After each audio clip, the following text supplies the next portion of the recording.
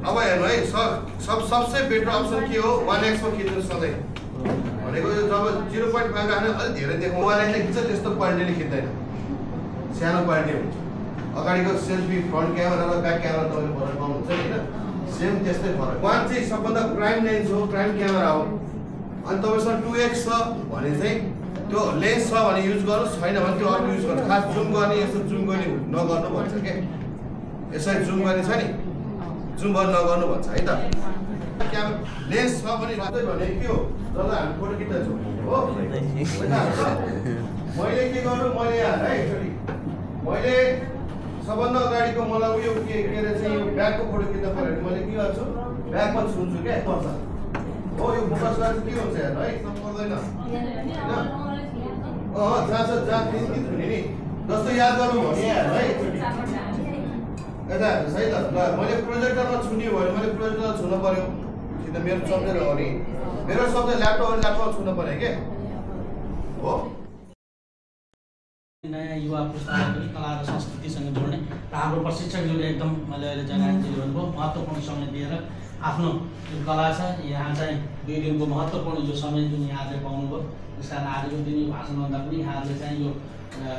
आर्टसँग जोडेको कुरालाई चाहिँ कसरी उहाँले दिइसकेपछि तालिम दिइसकेपछि चाहिँ नेपालगञ्जमा प्रशिक्षक जीव जतिकै उहाँहरूलाई जुन ऊर्जा आउँछ र यहाँहरूले पनि अर्को फोटो प्रदर्शनीमा चाहिँ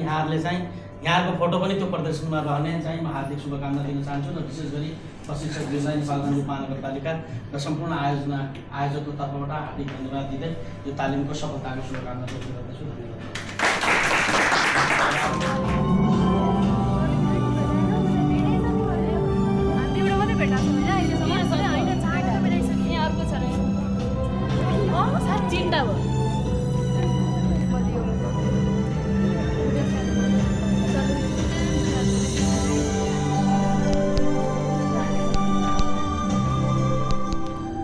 र अहिले हामीसँग चाहिँ यो फ्रेममा हाम्रो नेपालगञ्जका होनहार युवा पत्रकार कलाकार पनि कलाकारिता अलि ओझेलमा छ आजभोलि गइसक्यो र आफैमा पनि राम्रो फोटोग्राफर पनि हुनुहुन्छ खगेन्द्र भाइ आउनु भएको छ खगेन्द्र दास सबैजनालाई र यो नेपालगञ्ज फोटो जुन यो फेस्टिभल रहेको छ चौथो चरणमा आइपुग्दाखेरि तपाईँलाई यो भिजिट गर्दाखेरि अहिले यसपालि सिलेक्ट भएका फोटोहरू हेर्दाखेरि कस्तो लागिरहेछ योभन्दा अगाडिकोमा त म हरेक इभेन्टमा सहभागी छु अहिले म भर्खरै यो भित्र प्रवेश गरेको छु मैले फोटो तपाईँले खिच्दाखेरिसम्म मैले हेर्न भ्याएको छैन जस्ट भेटेको छु होइन अब एकछिनपछि फोटो हेरेर भन्न सक्छु अथवा मलाई लाग्छ अलिकति मैले पहिले पनि अलिकति जानकारी पाएको थिएँ फोटो चाहिँ यसो सरसरी हेर्दाखेरि पनि एकदमै युनिक छ साथीहरूले राम्रो मेहनत गरेर खिचिरहनु भएको छ र अलिकति हाम्रो जुन पश्चिमको नेपाललाई अलिक बढी हाम्रो यहाँ यो फेस्टिभलमा चाहिँ झल्केको चाहिँ मैले यसो देखिरहेको छु त्यो महसुस गरिरहेको छु कर्णालीलाई अझ विशेष फोकस गरिएको छ जस्तो लागिरहेको छ अलि टाढैबाट हेर्दाखेरि पनि त्यो कर्णालीको झल्को फोटोहरूमा देखिरहेको हुन्छ अनि सुदूरपश्चिमको झल्को पनि देखिरहेको छ अनि यो क्षेत्रलाई अलिक बढी फोकस चाहिँ यहाँबाट भइरहेको जस्तो लागिरहेको छ मलाई समग्रमा नेपालको झल्को चाहिँ यो फेस्टिभलले दिन्छ नै यद्यपि त्यो हुँदाहुँदै हामी अलिक पश्चिमको मान्छे र पश्चिमको साथीहरूले अझ बढी मेहनत गरेर यहाँ चाहिँ फोटो चाहिँ पठाउनु भएको रहेछ भन्ने यहाँ महसुस भइरहेछ ओके तपाईँ आफै पनि फोटोग्राफर योभन्दा पहिला सहभागी पनि गराउनु भयो यसपालिको यो फोटो फेस्टिभलमा के कारणले तपाईँले फोटो पठाउनु भएन वा पठाउन भ्याउनु भएन म फोटो पठाउँछु भन्दै म नभ्याएरै हो मसँग अलि राम्रो राम्रो फोटोहरू पनि थिए है अब यहाँ यसो हेरेँ मेरो फोटो पनि पर्ने त रहेछ 2-4वटा भन्ने लागेको थियो अब योपालि छुट्यो अब अर्को पटक okay best of luck for the next time अर्कोचोटि जित्ने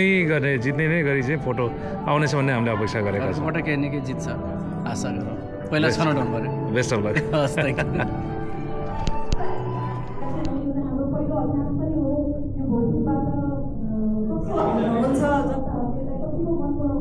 यू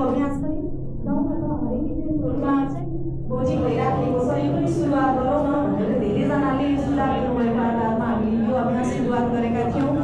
पिपुल्स चोइस अवार्डमा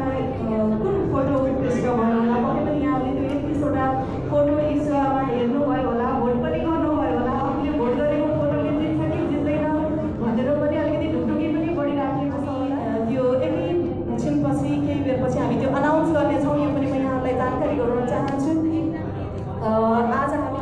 गर्दाखेरि हामीले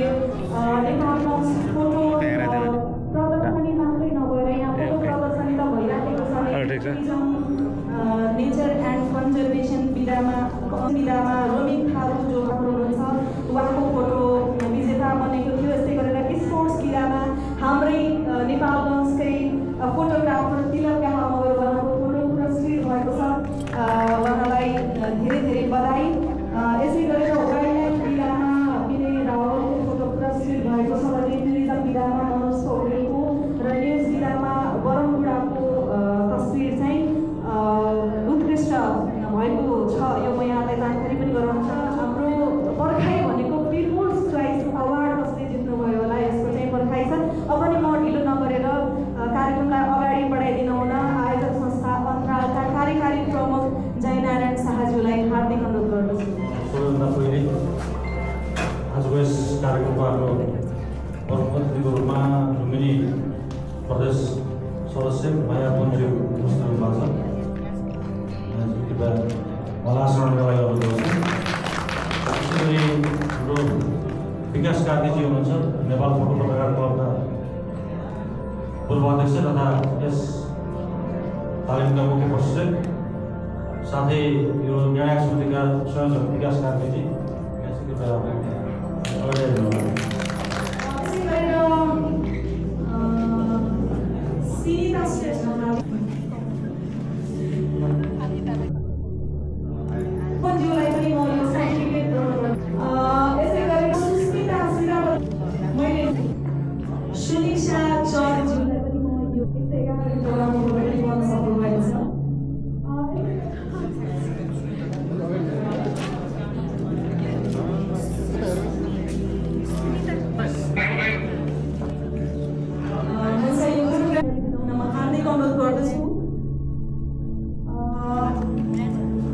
यसै गरेर नेपाल पत्रकार महासङ्घ लुम्बिनी प्रदेशका अध्यक्ष शुक्रऋषि चौलागाईज्यूलाई पनि म अतिथिको आसन गर्नका लागि हार्दिक अनुरोध गर्दछु। फेसबुकमा लाइभ गरिरहनु भएको छ। फेसबुक पेज नेपालगञ्ज ग्यालेरीबाट तपाईँहरूले हामीलाई हेर्दै हुनुहुन्छ। नेपालगञ्ज फोटो फेस्टिभलको हामी 4औं संस्करणमा छौँ। यो 4औं संस्करणमा वर्ष फोटो र 9वटा विधाका विधागत सर्टिफिकेट ग्रहण गरिदिनु हुन हार्दिक अनुरोध गर्दछु र यो सर्टिफिकेट प्रदान गरिदिनु हुन पर्यटन डिभिजन कार्यालय कोलकाता प्रमुख श्री टङ्कनाथ खनालज्यूलाई हार्दिक अनुरोध गर्दछु।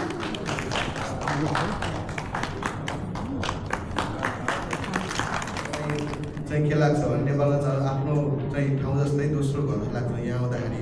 र यो फोटो फेस्टिभलसँग लामो समयमा जोडिएको छु भन्नाले एउटा फोटोमा नेपाली फोटोग्राफीमा अथवा फोटोग्राफी क्षेत्रमा फोटो पत्रकार क्लबले गर्दा हेरेर चाहिँ यसको दुईवटा फाइदा हुन्छ। एउटा फाइदा के भन्दाखेरि लोकली रूपमा अथवा आफ्नो स्थानीय तहमा देखेका विभिन्न तरिका फोटोहरू जुन कुरा हामीले देखेका हुँदैनौँ त्यो कुरा बाहिर आउँछ अनि नयाँ नयाँ प्रतिभाहरू पनि यो फोटोग्राफीको सेक्टरले यस्तो फोटो कन्टेस्टले गर्दाखेरि हाम्रो ठाउँको पहिचान पनि नयाँ कुरा देख्छौँ। ठाउँको बारेमा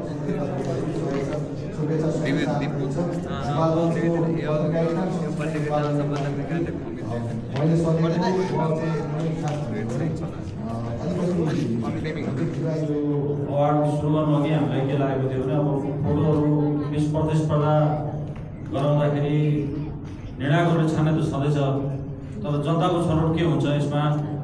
जनताको सहभागिता कसरी बढाउन सकिन्छ, यसको अझ व्यापक प्रचार प्रसार कसरी हुनसक्छ भन्ने कुरा सोचेर हामीले यो अवार्ड सुरुवात गऱ्यौँ। र यसमा हाम्रो भोटिङ पार्टनरको रूपमा ईश्वरले साथीबाटै प्रस्तुत हुनेछ। यसको लागि म चाहिँ मलाई आग्रह गर्छु।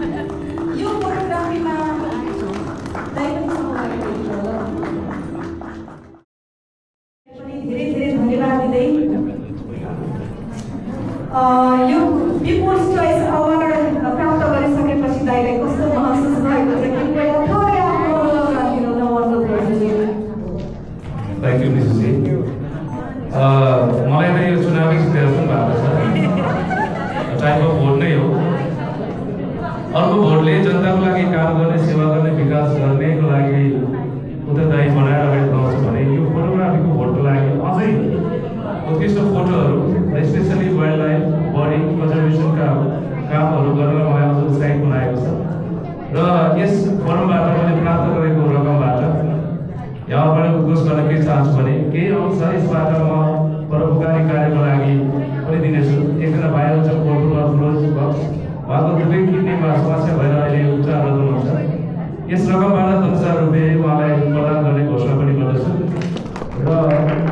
यस पैसाबाट यो फोटोग्राफी फिल्डमा केही अन्य कामहरू पनि गर्नेछु।